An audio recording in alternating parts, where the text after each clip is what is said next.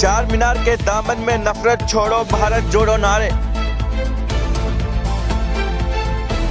बजपहाड़ा encounter में एक अक्सरियत पसंद हलाक। मोरवी पुल की तामीर नौ का ठेका घड़ी बनाने वाली कंपनी को क्यों दिया गया? मनीष सिसोदिया।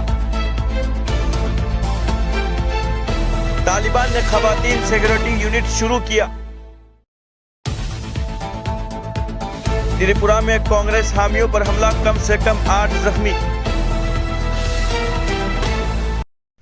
रूस ने जरूरतमंद ममालिक को मुफ्त गंदुम फराहम करने का ऐलान किया। ताइवान के नायब वजीर इक्तिसादियात के दौरा दिल्ली से भारत ताइवान कारोबार को फरोग मिलने की उम्मीद।